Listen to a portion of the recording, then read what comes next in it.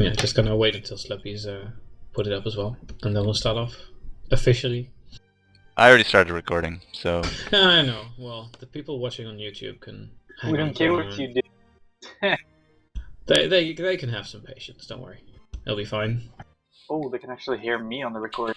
Yes, Oh, people yeah. can hear you. Sexy voice. Ah, yeah. So for the sake of Hello, YouTube, Pat. can you guys just, like, introduce yourselves? Okay, just start the stream. Slippy just started, and then I'll introduce everyone. Okay, fine. That works. Starting. Should be live in a minute.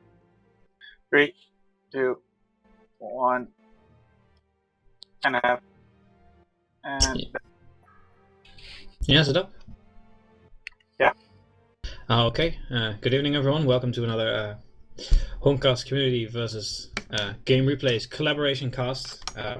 We're going to be duking it out with the guys from GameReplays. This time, a slightly different team setup, but we'll be hoping for an interesting game, and we'll see what happens. Tonight, I am joined by Four Court Jester from GameReplays. How are you doing?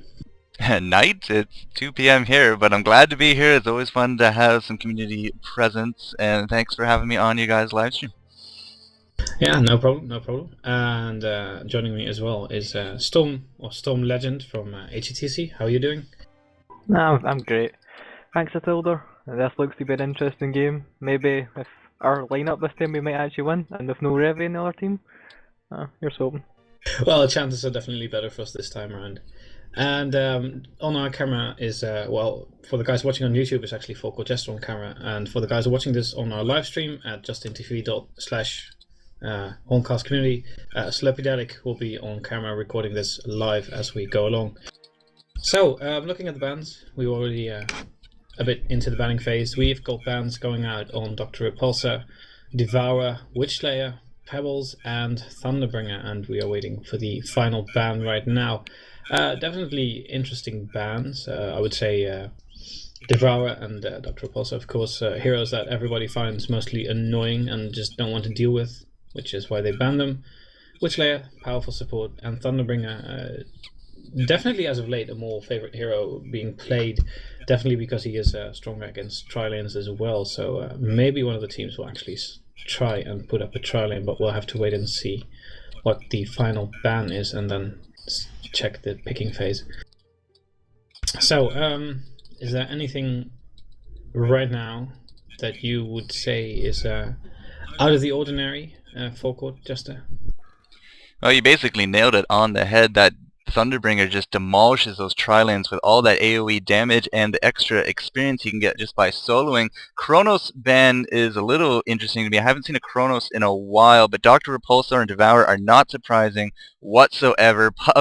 Pubbles, as I call him, it's just Pub Pebbles. He's definitely a nice one-trick pony. He's getting a lot of attention these days in the higher-up tournaments, but I can kind of understand the Witchslayer ban simply because we want to try to get rid of tri-lane now that we already have the Thunderbringer down. People don't really want to give away, a great CC such as Witchslayer. So that's kind of how I see them. Yeah, definitely a good point. That you just don't want to give away the Witchslayer to the enemy team, definitely because they have the first pick, of course. And we did see Morok picking that Voodoo Jester, which is, apart from Witchslayer, probably one of the most favorite support heroes to be played in any game, along with heroes like Glacius, which we actually see picked up by the Legion team. And interestingly, we see Hag picked up on the Legion team, most likely because they want a powerful solo hero. Which again could indicate that they're going for a tri-lane, but additionally, Hag with the powerful burst damage is also very effective against other tri-lanes, and while seeing the Voodoo Jester pick on the Hellborn side, they may have been thinking, well, they might go tri-lane as well, so we better pick that Hag off right now. On the Hellborn side, we see Flint Beastwood and Magnus added to the lineup. It's I don't know. Flint's definitely has been more used lately than he has when he first arrived. People are starting to see his value in the game a bit more. I remember from the old games in Dota, where in pubs he was mostly referred to as a pub hero because he was the easiest hero, one of the easiest heroes around with such huge range and his mini stun and his easy ultimate. But he's definitely been seeing some more light of day in competitive HoN as well. So definitely not a strange pick, but personally not one of my favorites. But what do I know? And Magnus, of course, powerful initiator. On the Legion side, we see Hammerstorm and Pyromancer. Double stun, very, very potent, of course, especially if they lane together. They could be a very powerful killing lane. And I almost expect them to go together, but we can't be sure. Maybe they will try lane with Hammerstorm and the Glaciers. We will simply have to wait and see. So, after seeing a Bubbles and a Defiler pickup for the Hellbourne team, what would you say about the Hellbourne side as they stand now, Storm?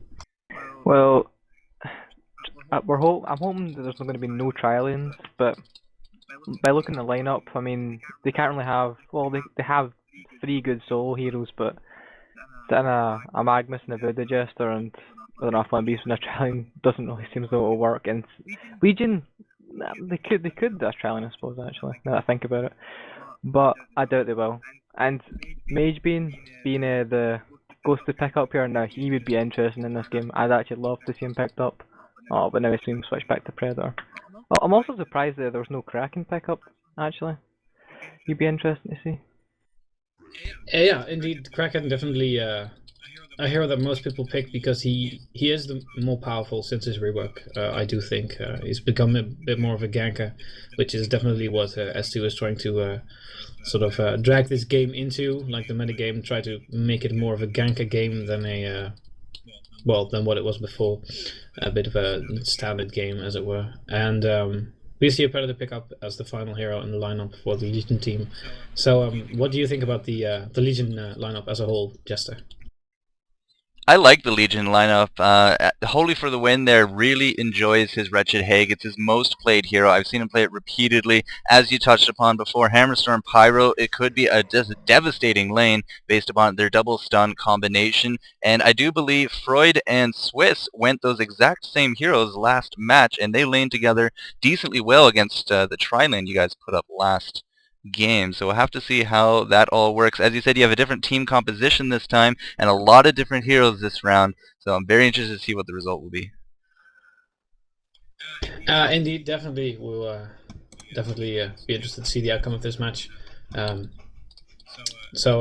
Interestingly, we've got no tri-lanes probably this game, which is well, uncommon to say the least in most of our higher tier games, because people do seem to like their tri-lanes. Bit of a, well, I guess it's mostly people copying, the pros. They saw tri-lanes being used in competitive HoN and thought, well, if they can do it, then why can't we? And so everybody does tri-lanes. Unfortunately, it usually doesn't work out quite as well because, tri-lanes definitely require a lot more skill than your standard double lane, which unfortunately for most team lineups means that they will have an ineffective tri-lane, and that sort of ruins your early game, but it also ruins your late game because you've got a bad start. So I'm definitely excited to hopefully see something that doesn't involve tri-lanes. They still could do a tri-lane on the Hellbourne side, and technically on the Legion side as well, but I'm skeptical, to say the least. I really hope we're not going to see tri-lanes. Well, they might try the 2-2-1 strategy that seems to have picked up recently in competitive, so you never know, you might see that from Legion to counter the Defiler mid, or if they sent Flame Beast with mid. Wouldn't surprise me. Indeed. Check those pings. We do see another pause? The pings, because this is on a USC server and most players are European, that might seem a bit strange, but the game was made with a US server, and we just mutually decided that, you know what, we're not going to care. Everybody's got the same ping, so it shouldn't matter much. If I don't know if Slopey can put up the pings now, so everyone can see them, but it's all about 200, between 180 and 210 ping, except for Swiss, who is himself, I believe, from the US, so that would be why his ping is slightly lower. I have problems with my connection. Oh, okay. It does seem like Slopey's got some problems with his connection, so for the viewers on Justin TV, just hang on if you can. Slopey's going to try and see what he can do, but his It's internet just like connection last is time, man. playing up. Which is very strange indeed, because we've had no trouble streaming to Justin TV all week, but there you go. And it does indeed seem like the HoN team will be trialing the top lane with the Magnus and Voodoo Jester. Not a strange decision, considering that Flint Beastwood is a very, well, a weak hero in terms of he has no escape mechanisms and his health is quite low at the beginning of the game. But it's definitely something I don't like to see. I don't like to Well, see that, to be trialings. honest, because Magnus, an early 4, he can make a huge difference in a game. Absolutely, absolutely. And we do see Hag going solo top.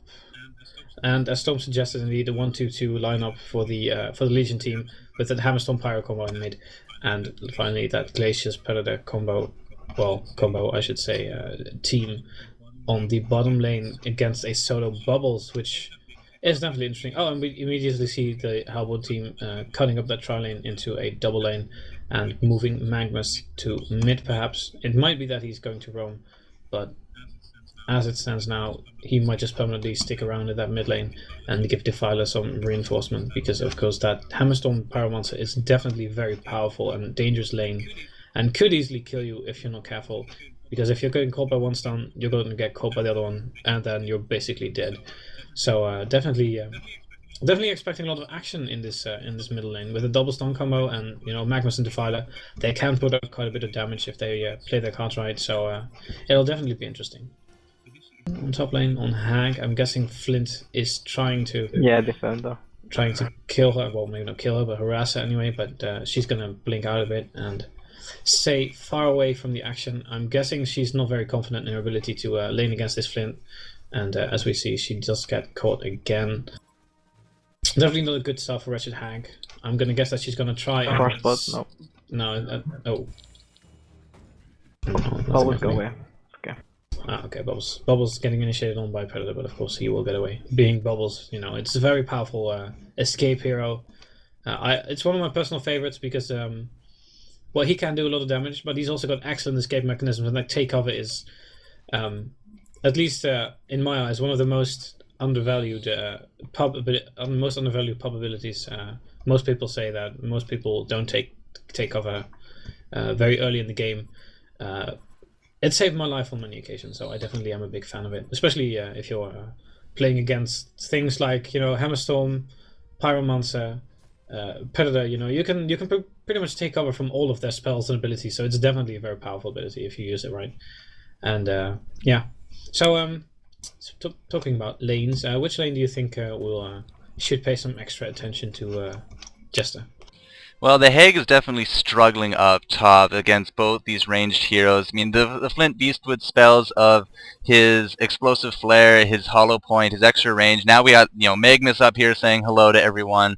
I mean, this is definitely going to be a lane that Holy for the Win is really going to struggle against. He could really get any kind of early game advantage. It's more the center lane. I'm really interested to see if they can pull off that double stun combo to pull off that first blood, because simply all that talking about Bubbles is really right on the spot. Take cover, his turtle shell of Shell Surf, it really makes it very hard to kill him, especially one-on-one, even two-on-one against a Glacius and Predator, so top notch right there.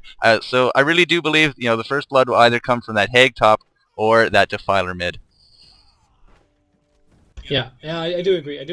I'm thinking that it's probably not going to be Hag. Judging by Holy's play, he's definitely playing it very careful.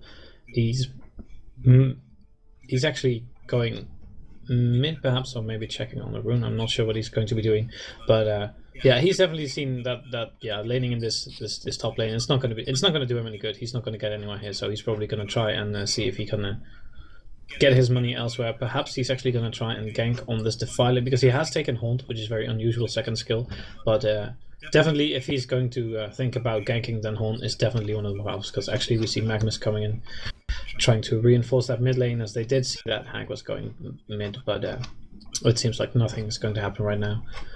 Hag and Magnus playing a peekaboo game. I don't think anything's going to come from this, but we will see if Hag finds the right moment to jump in and actually cast a slow. Oh, and there we actually go. We see stun, double stun, and wow, Bloodlust on that Magnus. He didn't stand a chance. And as we said, that double stun combo is definitely very powerful. Hag didn't really have to do much there. I think it was mostly, in fact, only Hammerstorm and Pyromancer because, well, even though she did cast a HoN, it didn't really do much. They didn't really need it, but she did get some much needed experience and a little assist gold. So